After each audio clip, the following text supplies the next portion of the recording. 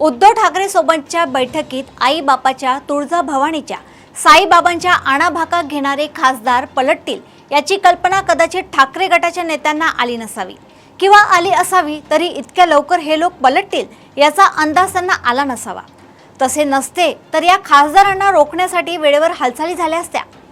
बुधवारी संजय राऊत, अनिल देसाई वगैरे नेते मंडळी दिल्लीत दाखल झाली। त्यांनी लोकसभा अध्यक्षांकडे भेटीची परवानगी मागितली।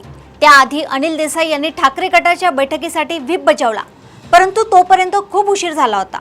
या सगळ्या प्रकारामागे भाजपची ताकद आणि डोके आहे याची कल्पना ठाकरे गटाला असताना त्यांनी योग्य ती खबरदारी घेतली नाही असेच म्हणावे लागेल।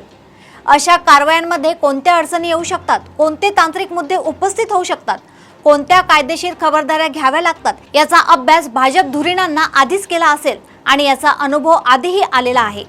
ठाकरेंना तर तो चांगलाच आला आहे। त्यामुळे डॅमेज कंट्रोलसाठी ठाकरे गटाने जे काही प्रयत्न केले त्याला उशीर झाला। बंडखोर खासदारांनी मंगळवारीच वेगळा गट स्थापन करण्याचे पत्र लोकसभा अध्यक्षांना दिले होते। कदाचित त्याच वेळी त्यांनी मागणी मान्यही झाली असेल किंवा कागदोपत्री तशी दाखविली जाईल। त्यामुळे बुधवारी अनिल देसाईंनी काढलेल्या व्हीपला तसा अर्थ राहिलेला नाही। या खासदारांनी किती कोटी घेतले, त्यांना कोणती आश्वासने देण्यात आली या गोष्टींना आता फारसा अर्थ नाही। त्यामुळे आता जी काही ओरड सुरू आहे त्याला अरण्य रुदनच म्हणावे लागेल। वस्तुस्थिती हीच आहे की ठाकरे गटाची लोकसभेतील खासदारांसंख्या 6 ने कमी होऊन 3 राहिली आणि शिंदे गटाची खासदार संख्या आता 13 झाली आहे।